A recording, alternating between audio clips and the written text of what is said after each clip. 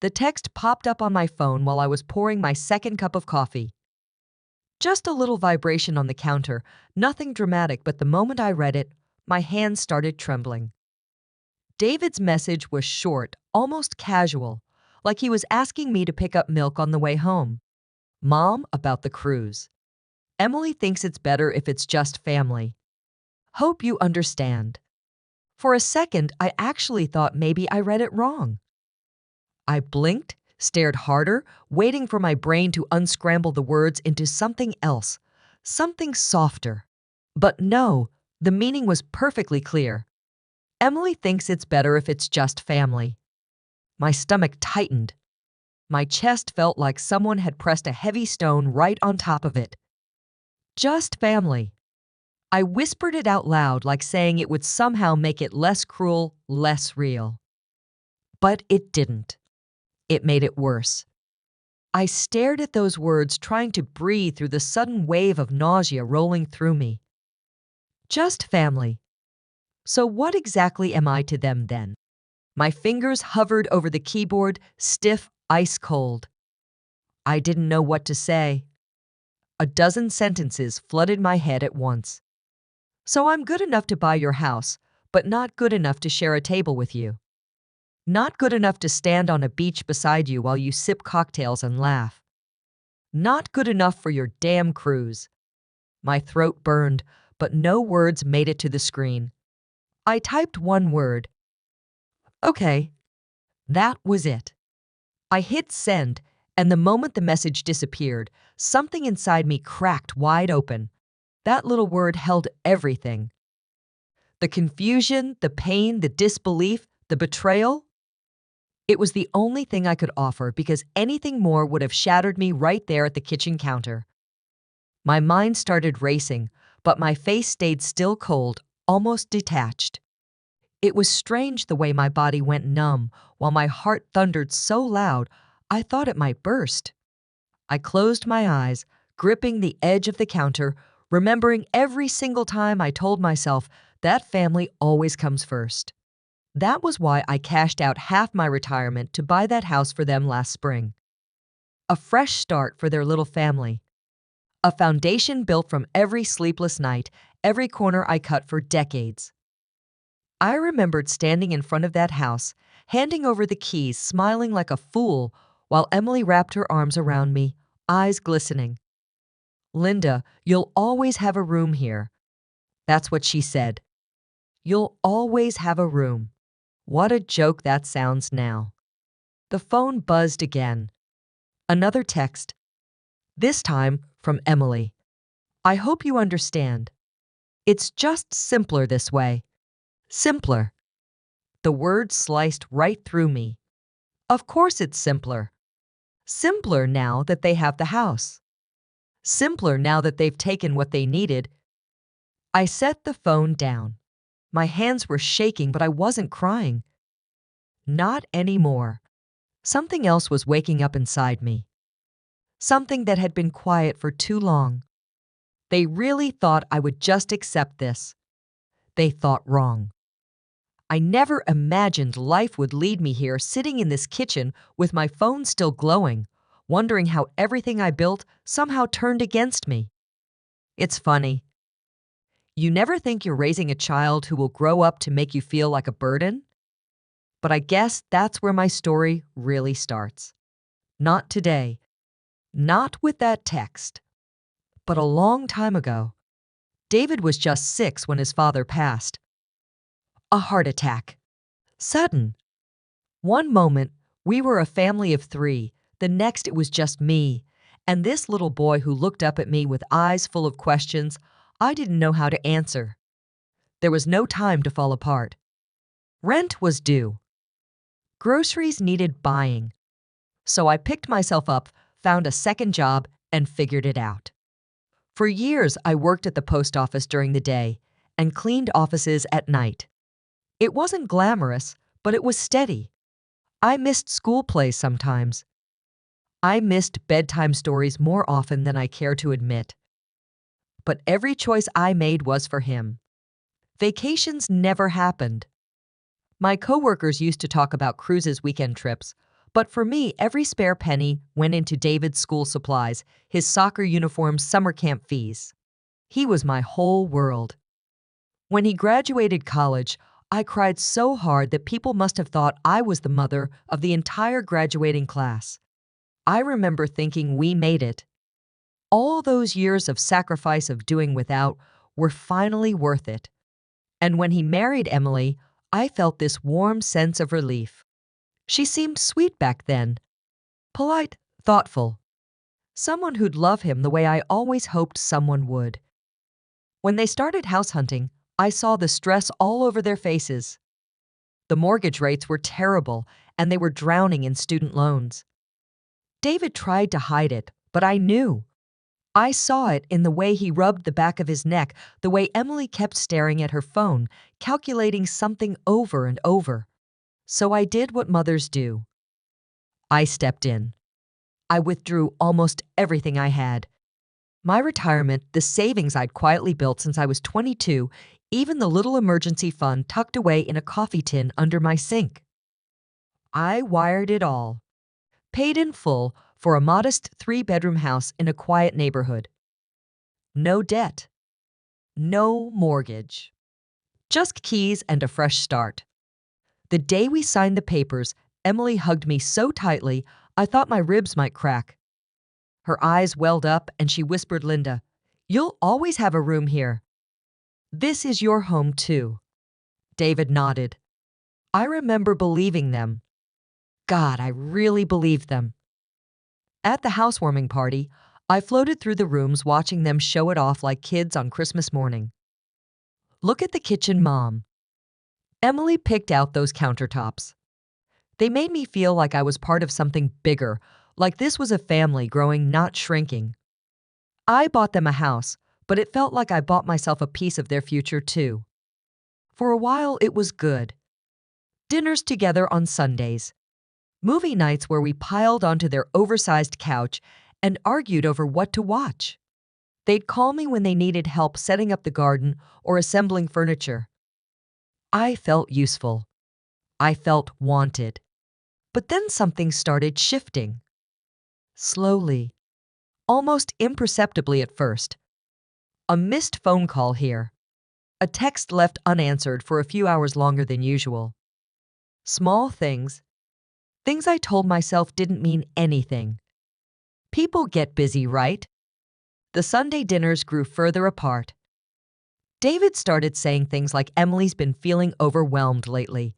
Maybe we'll skip this weekend." Emily would cancel last minute, claiming work stress or migraines. I'd show up with a casserole, and they'd seem surprised. Like I wasn't really expected, like they forgot what we used to do.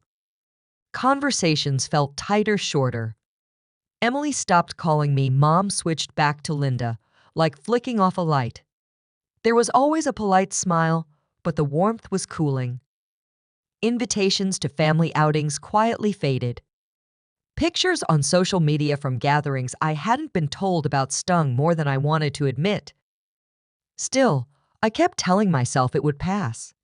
Maybe they were just busy. Maybe they needed space. I didn't want to believe what my gut had started whispering.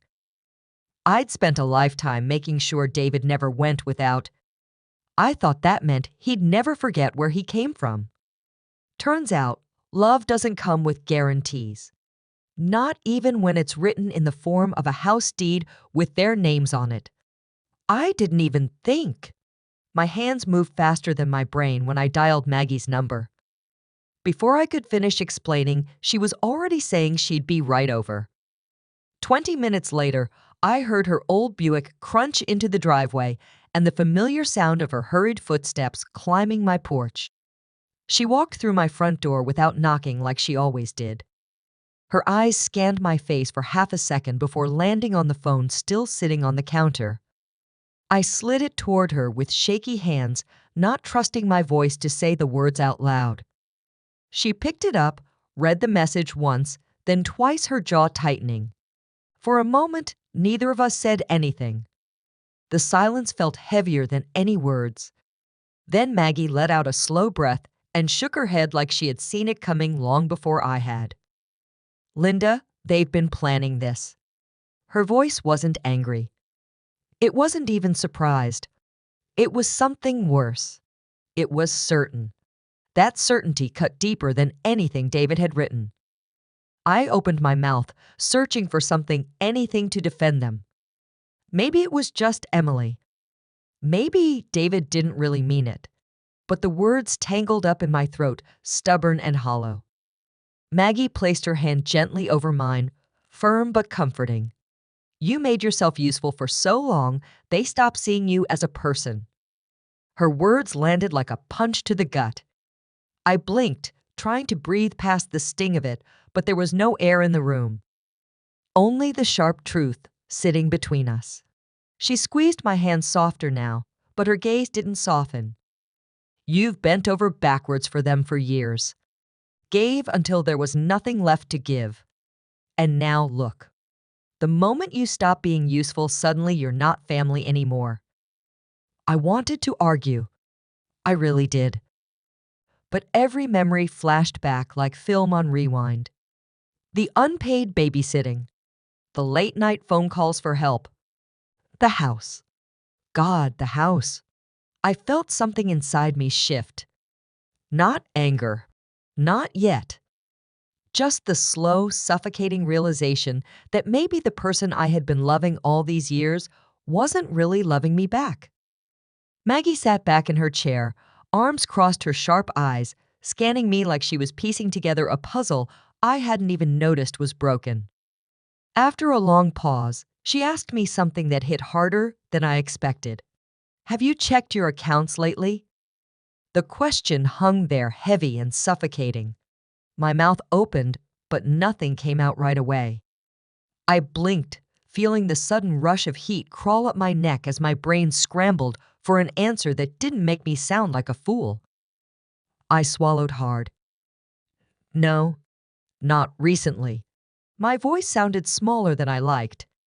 Maggie didn't flinch. She just nodded like she expected that.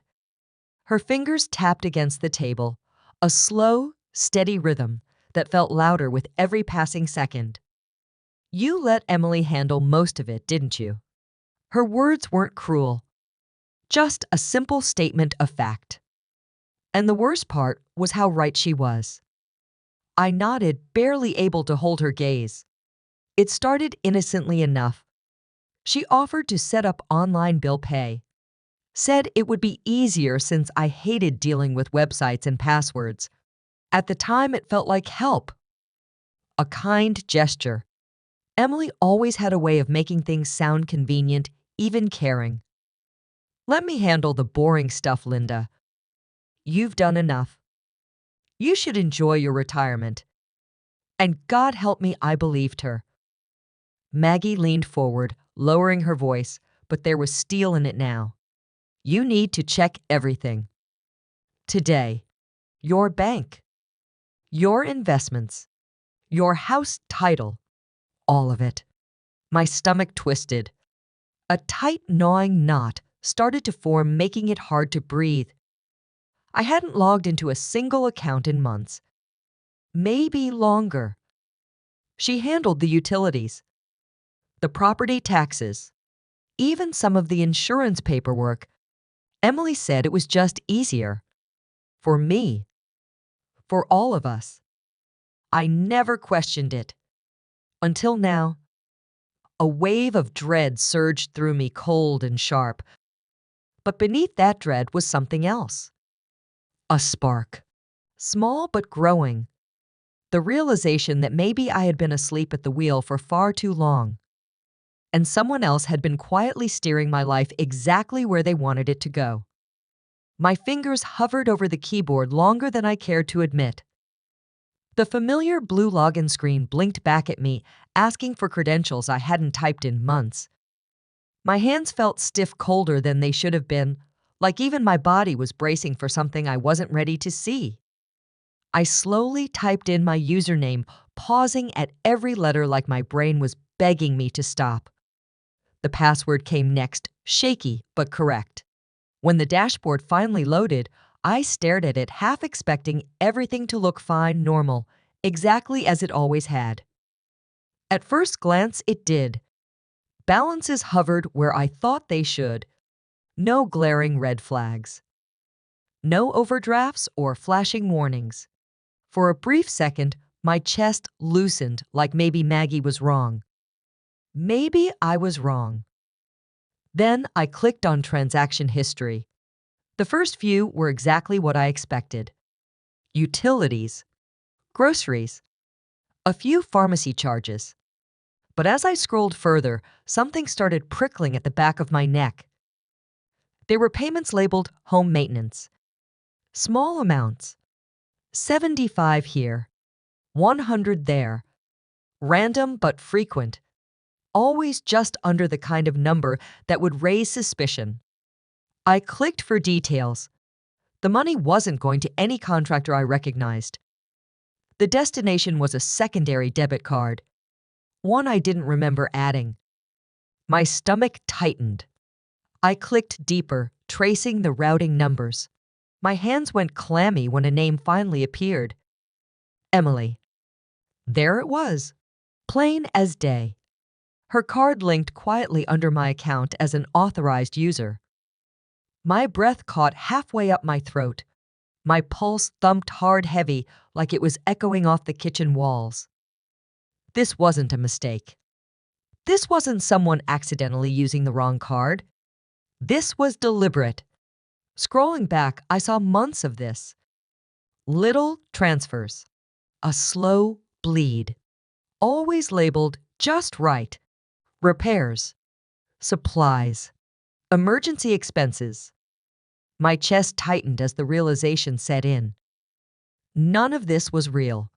There were no repairs. No emergencies. She had been siphoning money right under my nose. Not once. Not twice.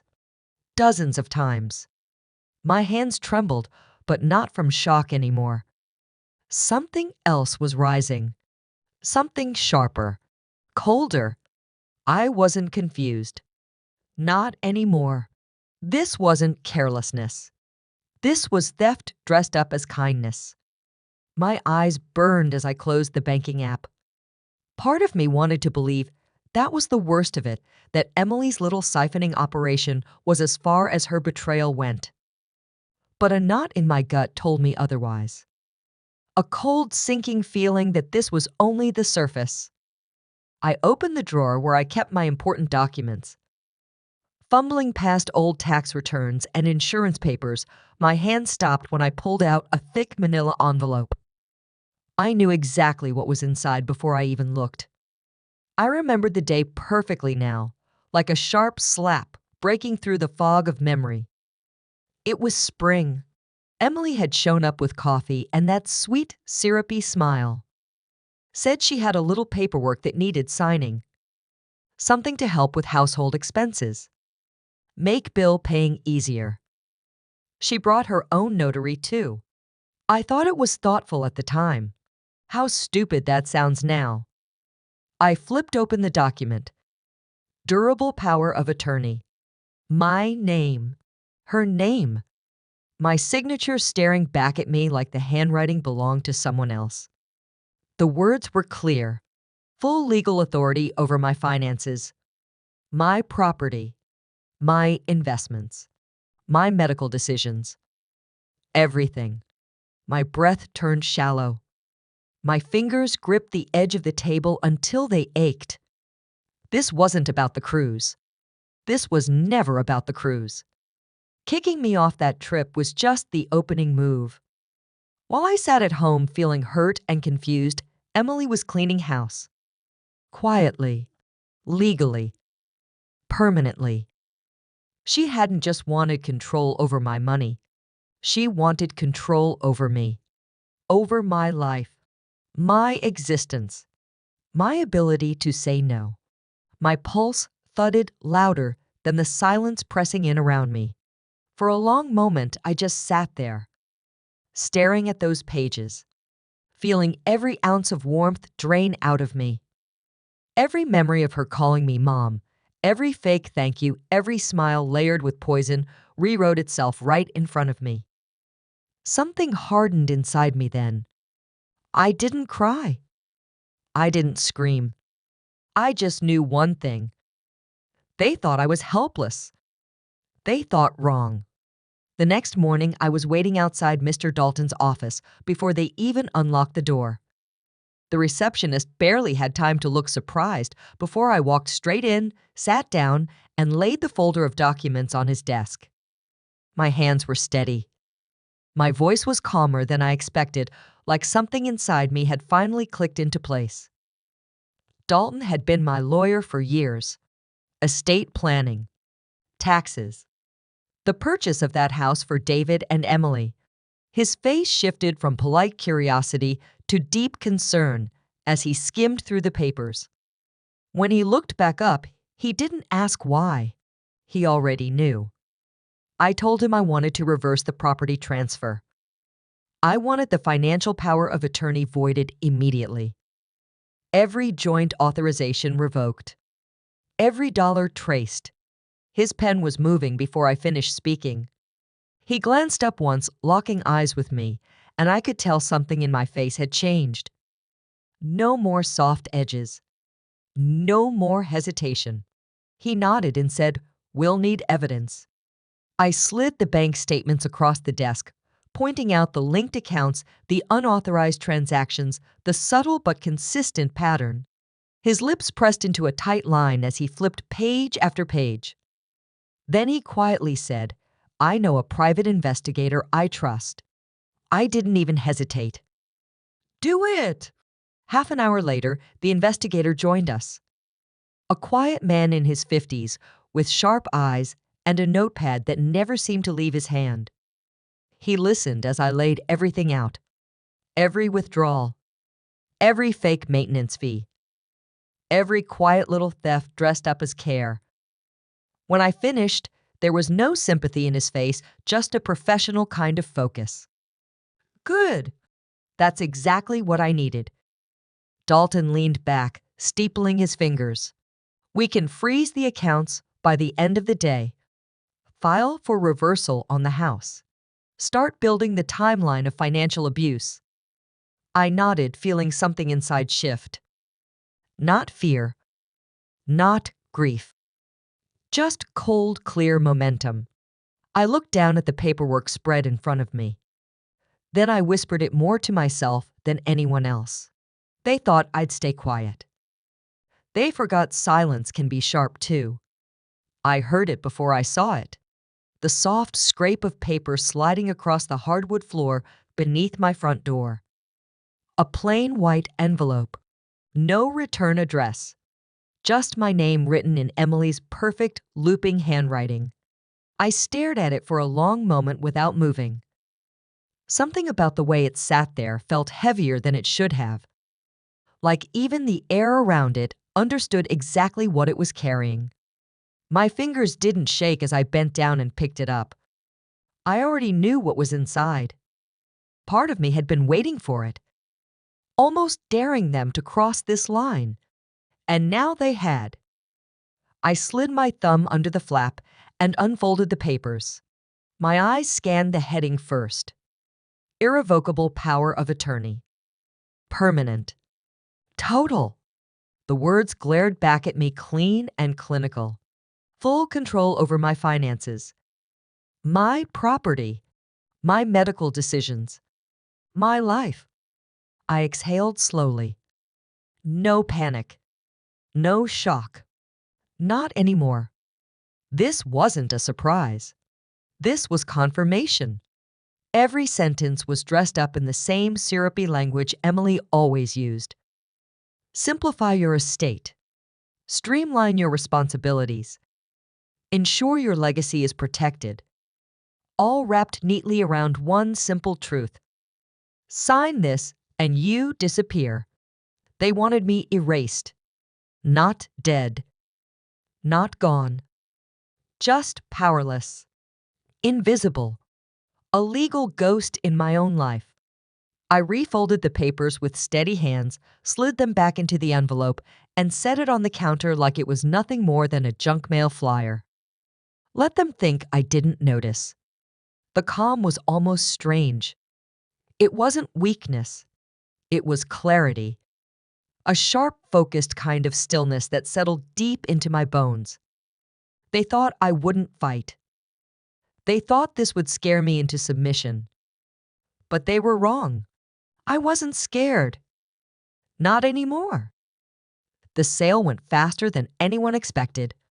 A young couple showed interest the same day the listing went live. Cash buyers. No contingencies. No waiting around for banks or approvals. Just a clean offer and a closing date set before David and Emily's cruise would even dock. Sitting in Dalton's office, I signed the final paperwork with a steady hand. Each stroke of the pen felt like cutting another string that had been holding me down for years. When the final page slid across the desk, I didn't hesitate. I signed it like I was signing my own freedom. The wire transfer hit my brand new account before noon. An account Emily didn't know existed. An account David would never touch. I watched the numbers light up on the screen, a wave of relief rising in my chest. Not just relief, satisfaction, power. By the time the movers had finished clearing the house, it barely looked familiar anymore. The empty rooms echoed with every step as I walked from space to space, taking it in one last time. No more polished countertops picked out by Emily. No more curtains I sewed with my own hands for them. No more smiling family photos pretending we were something we clearly weren't. I paused in the living room where the couch used to sit, where they would once pile together for Sunday movies. My gaze drifted to the corner where the framed housewarming photo used to hang. Gone. Just like every illusion I ever had about what this house really meant. My footsteps felt lighter than they had in years. Every corner of this place carried a memory, but now they felt like shadows. I realized I wasn't mourning it. I was shedding it, peeling it off like an old skin that never fit right to begin with. I stood at the doorway one last time looking back. The walls, the floors, the shell of a life I thought I built for family. A small smile tugged at the corner of my mouth as the words slipped quietly into my thoughts. They gambled with my gift. Now I'm gambling with their future. Then I turned, closed the door behind me, and walked away without looking back. Their SUV pulled into the driveway like it always did, tires crunching against the gravel, oblivious to how much the world had shifted while they were gone. David stepped out first, dragging a suitcase behind him, scrolling through his phone without looking up. Emily followed, sunglasses perched high on her head mid-sentence about scheduling the mortgage appointment before the weekend. Then they both froze. Two unfamiliar cars sat in the driveway. Movers hauled furniture up the front steps. A young couple stood by the door laughing with the realtor as she handed them keys. Emily's mouth opened, but no sound came out. David blinked like he couldn't quite process what he was seeing. I stepped forward from across the street, calm, and measured, holding two folders tucked neatly under my arm. Their heads snapped toward me in unison. David's face crumpled into confusion, while Emily's narrowed, instantly calculating, already trying to make sense of the disaster unfolding in front of her. Emily's voice cut through first. "What is this? What's going on? Who are these people?" She marched toward the front steps like she could undo the scene by sheer force of will. Her voice sharpened as panic crept in. "This is our house. You can't just—" Her words stalled midair when I pulled the first folder open. Inside were the finalized sale documents. The deed transfer, the wire confirmations. Neatly stamped. Irrevocable. I handed it to David without saying a word. His hands trembled as he flipped through page after page, his face draining pale. Emily snatched the folder from him, flipping through it, her breath growing shallow wild. "This isn't real. You can't do this." Her eyes darted to me, desperate, furious. "You can't just take everything from us." I opened the second folder. Printed copies of every unauthorized transaction, every linked debit card, every fraudulent withdrawal, screenshots, dates, names, her name. I held it up between us, steady and sharp. You didn't build this life. You took it piece by piece. Emily's face twisted. Her lips pulled back like she might scream, but nothing came out. David stared at the floor, his shoulders sinking under the weight of it all. Neither had anything left to say. Because the truth was right there, black ink on white paper, and it spoke louder than either of them ever could. The sun poured through the little window of my new apartment, casting a warm glow across the hardwood floor. It wasn't big, just one bedroom, a small kitchen, and a living room that doubled as a dining space. But for the first time in years, it felt like mine. Every chair, every lamp, every framed photo was exactly where I wanted it. Nothing was picked to impress anyone. Nothing was chosen to meet someone else's expectations. I leaned back in the armchair by the window, watching a pair of kids ride their bikes down the sidewalk. Their laughter floated up through the open screen. Simple, honest. It struck me how foreign that kind of simplicity had felt for so long. My life had been filled with obligations disguised as love, expectations wrapped in polite smiles, a never-ending list of sacrifices I made, believing it was what mothers were supposed to do. For years I told myself that being needed was the same as being loved, that if I just gave a little more, worked a little harder, stayed quiet just a little longer, maybe I would be enough for them. But all it ever did was teach them how to take without asking. I glanced around the apartment again, letting the silence settle in. It was the good kind of quiet, not the heavy, suffocating silence of being ignored. This was peace. This was freedom. The phone buzzed on the table. I knew the number before I even picked it up. David. The message was short. Mom, please. This isn't what I wanted. My thumb hovered over the screen for a long moment. Once upon a time, that single line would have sent me spiraling. I would have rushed to explain, to fix, to apologize for things that were never mine to fix. But not anymore.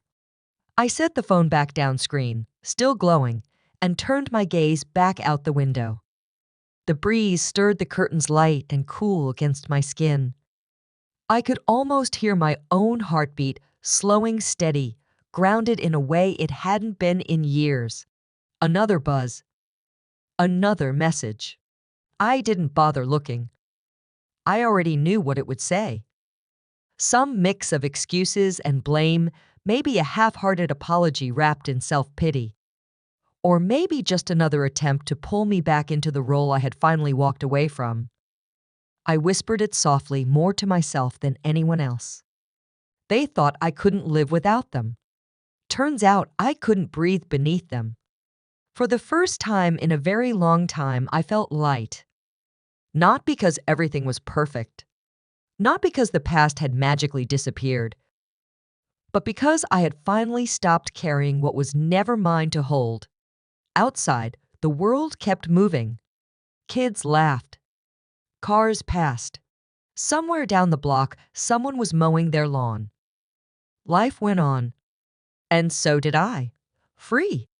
Finally, free.